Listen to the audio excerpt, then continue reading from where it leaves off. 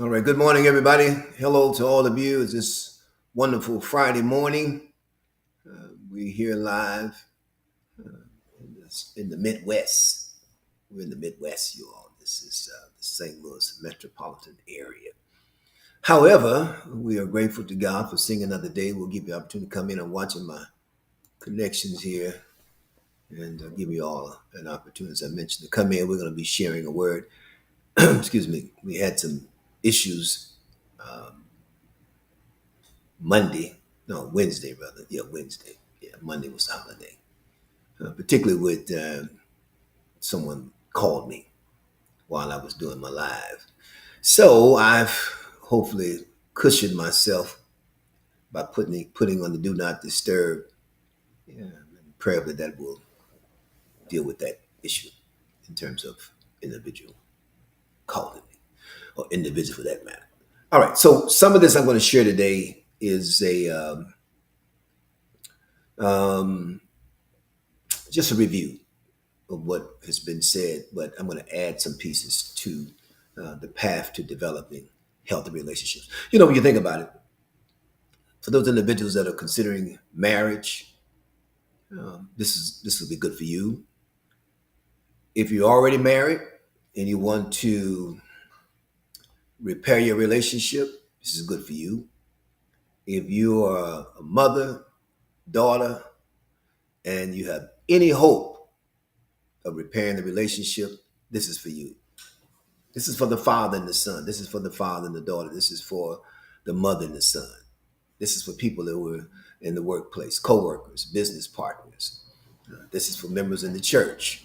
So this is, comprehensive in terms of the number of people, the groups of people it covers. Siblings. This is for you. All right. And let's be clear, all of us have been exposed to broken relationships because all of us either are broken, been broken, and shall be broken. That's just real talk, man. That's real talk. Even when you've been repaired, there's going to be something else that's going to happen. Hear me today. Some issue's going to come up at the gathering, in the home. It's going to happen. All right. So it behooves you and I, of course, to develop the capacity to repair relationships. So, as I said, Wednesday, number one, recognize the problem. Number one, you got that. If you didn't get it, hope you did. Recognize the problem. It's a problem. All right. Number two, talk about the problem. Recognize it. Talk about it. Number three, acknowledge your differences. We'll get into that with more depth. Uh, Number four, establish the goal is to negotiate with a compromise in view. Man, this is some good stuff. And let me just digress here. I know people in the church, and I hear people say, the Lord gonna work it out. He's gonna work it out. Yes, he is. But guess what? The Bible says faith without works is dead. So I'm a man of faith. But guess what? I have to have works with my faith. Right? So, number four, establish the goal. I'm talking about how to repair relationships. Establish the goal is negotiate with a compromise in view. So the word negotiate means to attempt to come to an agreement on something through discussion and compromise. We got to talk about it. That's what you when you're negotiating. Be willing to come to an agreement. All right. So the goal is that it's a win-win. So compromise. This is a big word here. Compromise is an agreement, a settlement of a dispute in which two or more sides agree to accept less than they originally wanted. That's a compromise, where you are willing to negotiate in the relationship so it is a win-win. Hello, somebody. It's a win-win. It's a win-win. That means you got to be willing to give up something. We'll talk about that more. All right. So when you're negotiating. Obviously, it could be the spouse, could be someone you are engaged to. You got to get this that you're considering marrying, and you need to gauge their ability to negotiate before you put a ring on it. Because you got somebody that is always right and don't want to negotiate. That's a bad picture from the jump. The ring is not going to fix that, all right? So, family members, again, co-workers, business partner, friend, etc. So some things you cannot negotiate, all right? So we're not going to negotiate core values. We're not going to negotiate our integrity. Hello, somebody. My spirituality, those are non-negotiable, all right? I can't negotiate trust. Man, you cannot repair a relationship without trust. So we cannot negotiate. Trust is non-negotiable. That's a good perspective. So you can negotiate your interests, but not your core values of integrity. So I'm not going to negotiate. Case in point, I'm not going to stop going to church just to be with you. The devil is a lie. I'm not going to dial down my spirituality and my walk with God, my relationship with God, just to hang out with you. Non-negotiable. That's an example, right? So 5 tips for successfully negotiating and preserving a relationship. Now, let me just pause here. Obviously, there are different levels of relationships. There are different types of people you relationship with. Sometimes you can't fix it. Sometimes the season, and I'm not talking about your spouse, let's be clear. Please, I don't want you. Some relationships are temporary. But when you value a relationship, this is what you do. Number 1, figure out what you're willing to give up. Figure out what you're willing to give up. Relationships are all about compromise. Hello, somebody. Giving up something you value individually for something that 2 people value.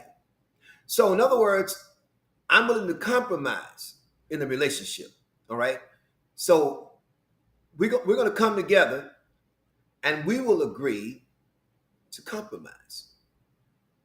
Number 2, shift into a cooperative mindset. Cooperative mindset. In other words, at the same time, focus on working with, not against each other, to come up with a solution that would benefit both of you.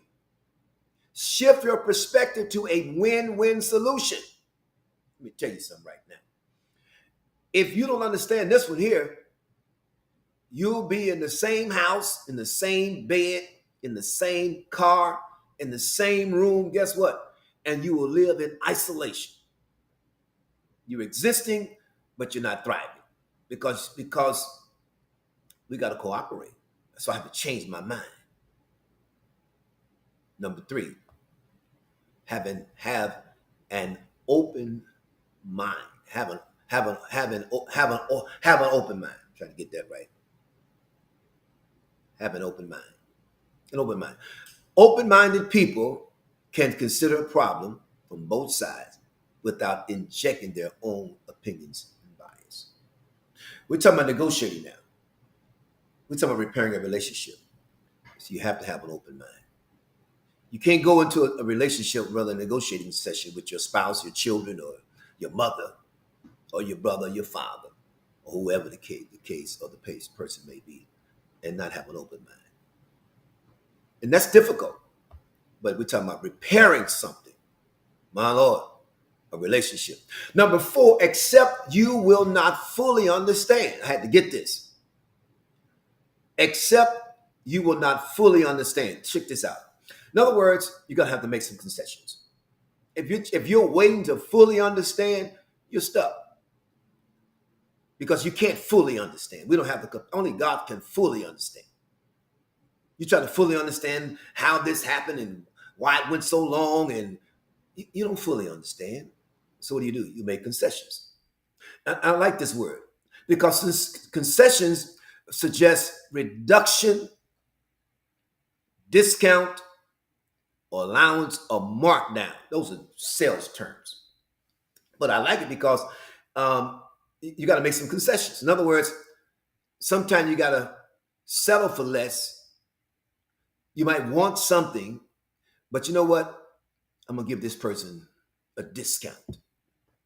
Because in relationships, hear me today, and I'm about done.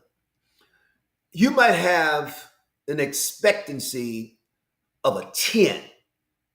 Let's say that's top.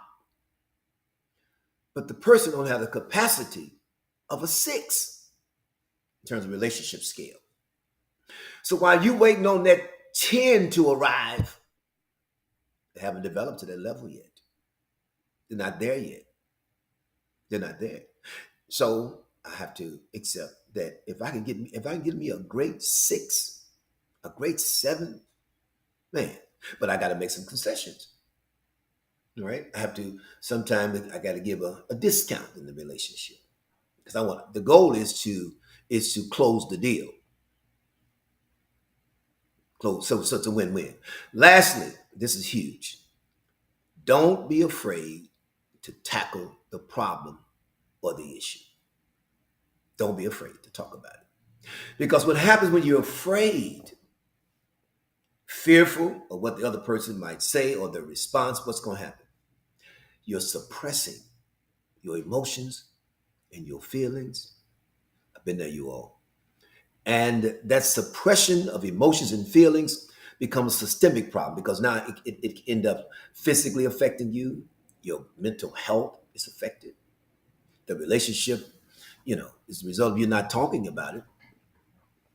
The problem is still there. Still there. So have courage. Hey, let's talk. Let's talk about this. We want to. I'm not. I can't. Listen to me.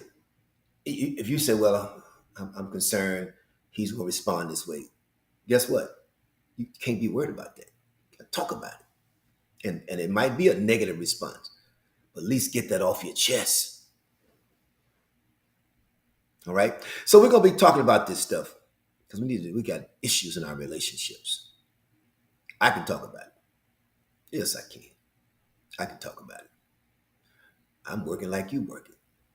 Man, sometimes you want to just bail out, tap out, spaz out, walk out. All that happens in the moment. Man, sometimes you want to just you know what? Done.